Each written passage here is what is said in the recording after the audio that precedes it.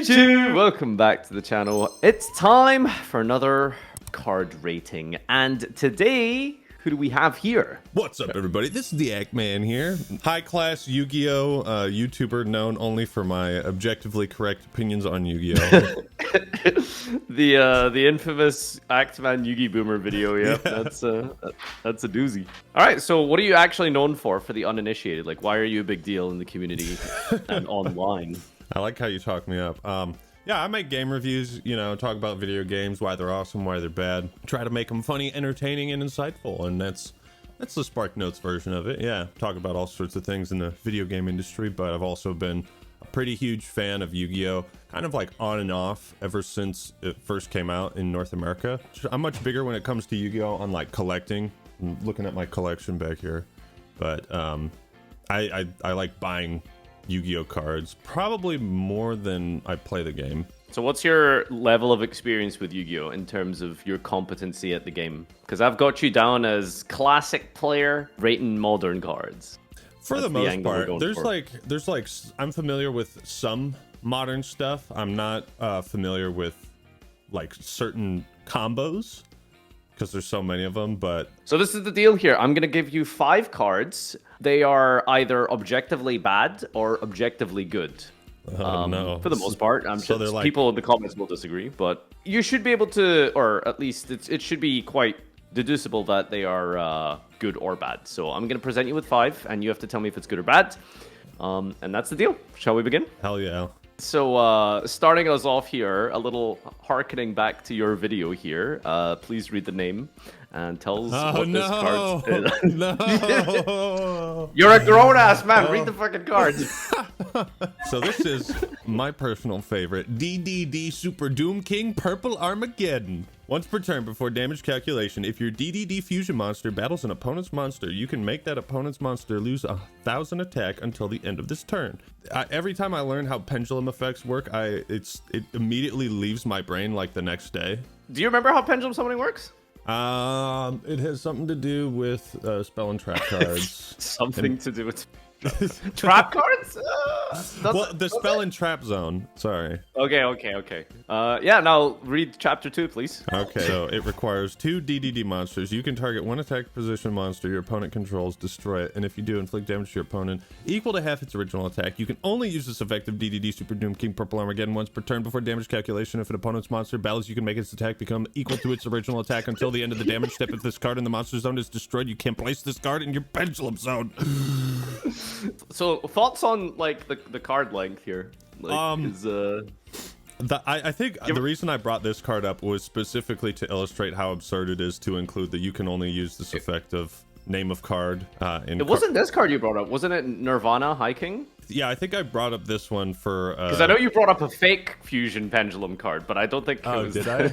I think you showed a fake card. It was really funny. I think I just showed a fake card on screen for 2 seconds. You know what I should have just said that was intentional, just to see if people would freak out about it. So, is this a good or a bad card? Well. Yeah, so you're gonna give us your thought process. You know, tell us your thoughts on its like, you know, stats, its applicability, combos. Like, what kind of give us the real like big brain rundown here. Pretend you're a professor analyzing this for the class here. So it seems like it has more versatility because pendulum monsters can also be in the spell and trap zone, so you can like do more things with them.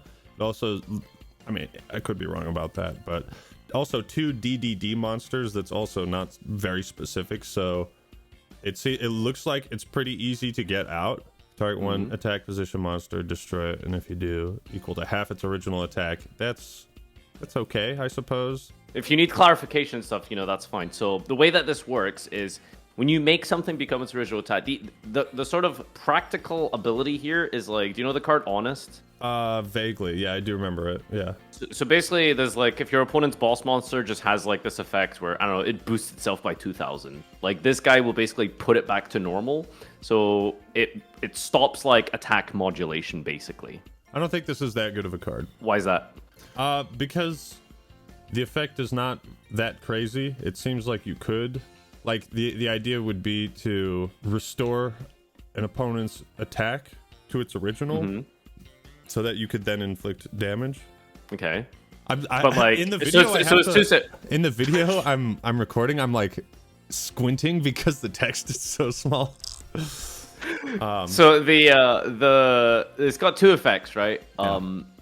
It's kind of like three monster effects anyway. So it's just like you summon this, you can just target a guy, destroy, and burn them. That's like, I suppose, the primary effect. And then in the damage phase, you can reset their attacks. And then when it is destroyed, it can place itself in the pen zone. It's like those are the three effects essentially. Yeah. Okay. Yeah, I don't think it's that good because I've never heard anybody else talk about this card. Okay, that's metagaming. You can't be like, I've never heard anyone talk about this. Final answer, bad card. Okay, yeah, you're right. For the insane, absurd amount of text on this thing and just the epicness that is being a Super Doom King Purple Armageddon, you would think this thing is absurd, right? As of today, there are, correct me if I'm wrong in the comment section, of course, 0 recorded tops by this card. It has not been in any deck list that has seen any success. Really? I've played a bit of DDD myself. I don't think I've ever summoned this guy. The synchro is pretty decent, but the fusion not so much. Anyway, so you're not really going to see this often, even in a very competitive DDD deck. I do want to say you did mention that it's you mentioned that it should be quite easy to summon because it requires 2 DD monsters. So there's a difference between DD and DDD. The boss monsters in this archetype are triple Ds. Right. The regular DD monsters. So in order to make this, you have to fuse 2 boss monsters to make a super ultra boss. So it's like, okay. Gotcha. Yeah, so next card here. That was a fun. You're 1-0, by the way, so that's good. Voltester. If this card is special summoned to a zone, a link monster points to, destroy all link monsters that point to this card. Then destroy all other monsters that those link monsters pointed to, and follow the link arrows of all those destroyed monsters, destroying everything they point to, and repeating the process until there are no more to destroy. This card cannot be destroyed by this effect. Just real quick, do you know how link summoning works and how the arrows work and all the kind of technicalities there? Yeah, that's like one of the cooler changes I think Yu-Gi-Oh has made to like how cards work, because it's a little similar to. Ooh, controversial.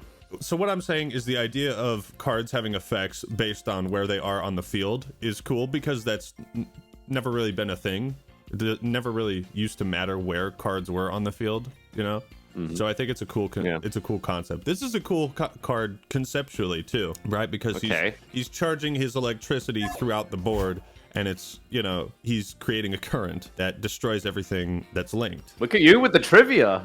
You're like, gee, man, you figured that one out all by yourself. Look at you. It is one step ahead of the average Yu-Gi-Oh player, so.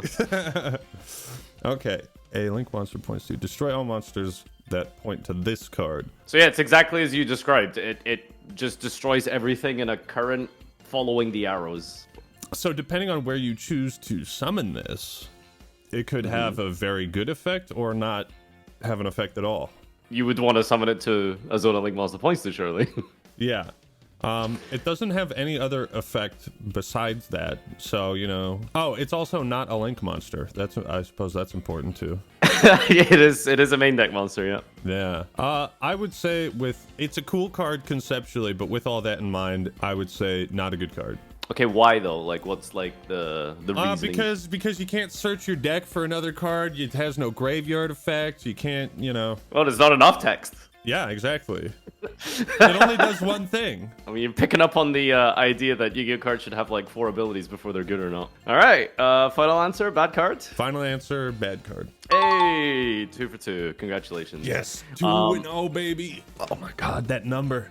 That number reaches 5, man. I'm gonna look at that number and I'm just gonna think, wow, all the haters were wrong. So Voltester isn't very good because not necessarily that it only does one thing. Sometimes a card only has to do one thing and it's good enough. But the thing it does is very, very specific. And even then, the summoning condition is pretty difficult because it's, well, there is no summoning condition. It's just, you have to special summon to a zone of link monster points to. How are you doing that? Like, you need to combo it with another card into a board your opponent already has.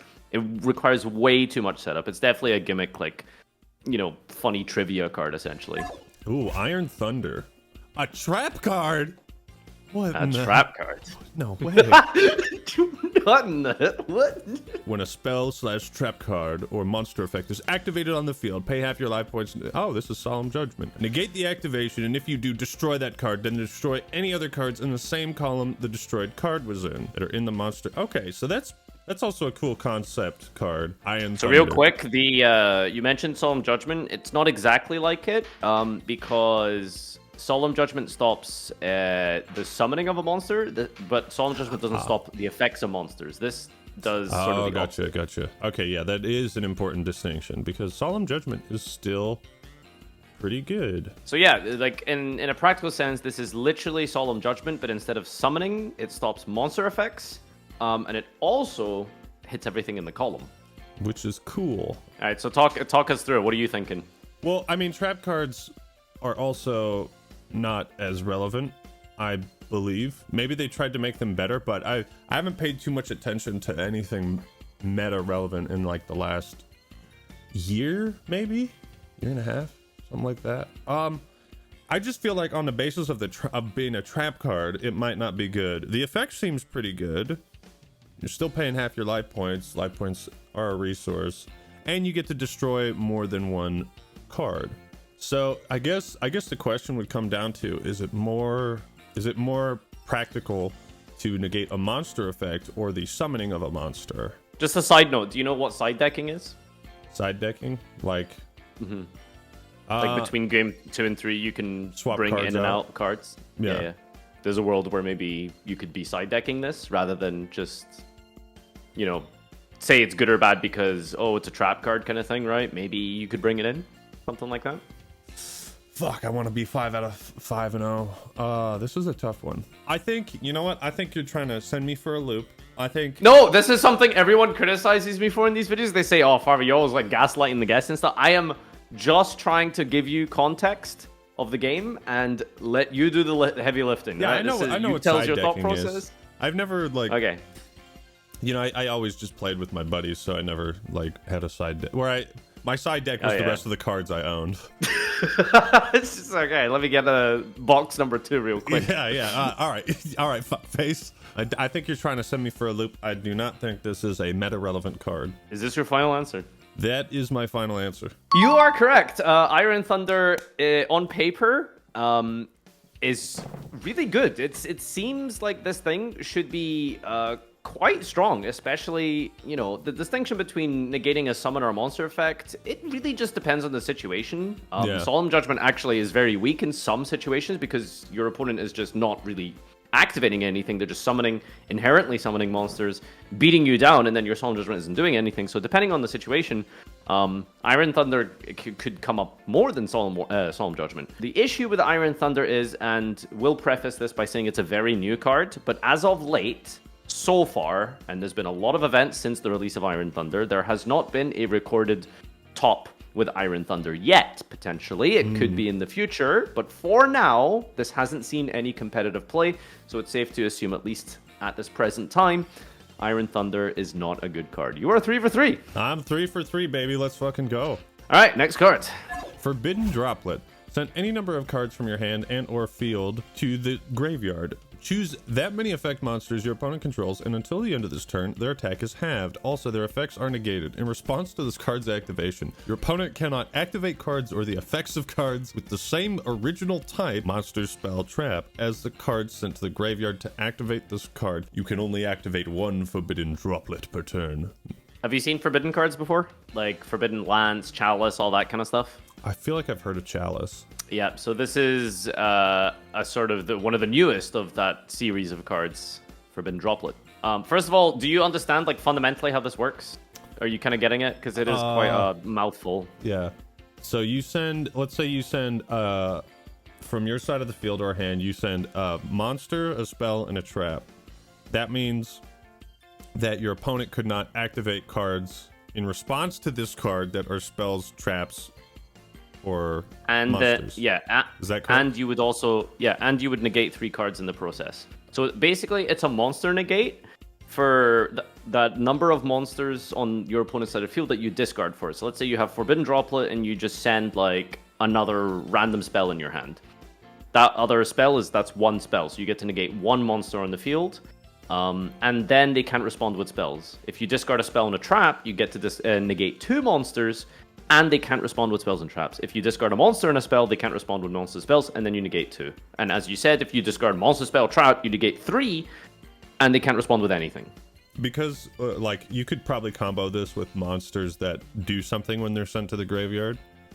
So the cost of playing this card may not be as... Or even from your hand. If you need something, does it count as a discard then? It's not a discard. I'm just using that term very loosely. The technical term is that it sends to the grave for cost. Yeah, so see, it won't work under...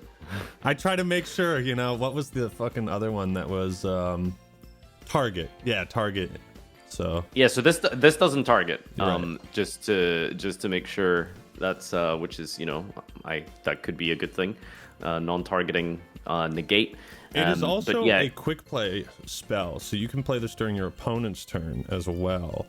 Which yep, you can use it on your turn. You can set it and wait. Which seems like pretty good, being able to negate your opponent's monster's effects, half their attack, and if you set it up in a way, you can prevent your opponent from essentially doing anything about it, and you can also send cards to your own graveyard. So you can pick good cards or cards that do something good when they're sent to the graveyard. So I think this is a good card. It is also called Forbidden Droplet, and most cards that also say like you can only activate one of this card per turn, there's usually like a good reason for that, I think. Oh really? Once per turn makes this the bet is the metagame behind this? That's funny. Well, I think when it specifies the card name itself. Okay. Actually, wait. What am I saying? You can only... Well, the difference between monsters is being like, you can only activate the effect of this monster once per turn. You know what? I would just scratch whatever I just said. I think it was just nonsense. I think I kind of understand what you're getting at. Usually when a card just puts itself in the name, it's called a hard once per turn. And if it doesn't have the name, it's what we call a soft once per turn. That's not an official term, but yeah. Yeah. This is a hard once per turn, yeah. Yeah. You saved that. So yeah, I think this is a good card. This is a good card. Do you think it has any weaknesses, any drawbacks at all, or? Well, you need to have it set up in a particular way. I mean, you need stuff on the field or in your hand. So if you don't have that, then it's kind of worthless. I think it's really interesting. You haven't really focused on like the discard aspect. You're really looking at it as like, oh, you can combo stuff in your graveyard, but like. I'm getting the impression you don't really see the discard aspect as like much of a downside. Well, because you can do either or, right? Elaborate. You could send cards from your hand and or field, so you can choose from both. But then you're losing cards. Yeah, but come on, this is modern Yu-Gi-Oh, man. Sometimes losing cards ain't. As long as you had got cards that can get you other cards when they're sent to the graveyard, it ain't that bad. Okay. Right? All right.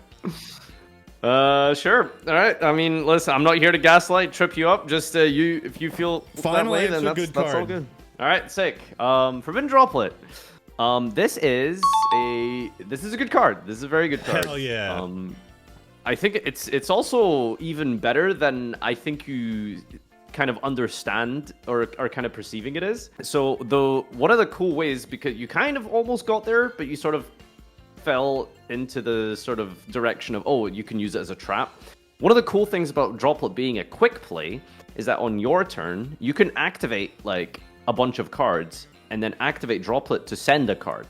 So let's say, for example, you activate... Yeah, so it essentially becomes a free discard. So let's say you activate Pot of Greed. You can then chain Droplet to the Pot of Greed, send that Pot of Greed to the graveyard, and then you get to negate and have something in the process of using that. Yeah. That's one of the cool. Yeah, so that's even nuttier than I thought it was. Okay, well, I mean, you've basically won. Usually, if people hit and the guests hit 3 out of 5, you know, they win. But let's go with the final one here, just to see if you can get 100%. You'll be the first person to get 100% if you get this, by the way. Really? No pressure. Oh, Rescue Hamster. Oh, man. What's the other rescue card? Is that Rescue Rabbit? Isn't that one banned? Or was it banned? Don't tell me. You can banish this card from your pendulum. Why do you choose the pendulums, man?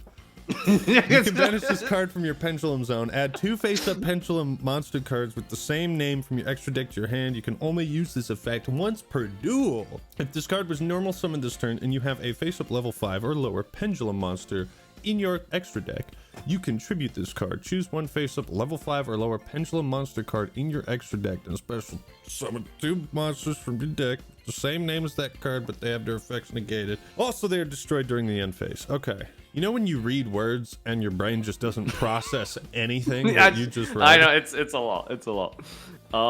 Okay, so let's take it step by step. So the first effect is the pendulum effect. So that's the effect that you get when you place it as a spell trap rather than using it as a monster.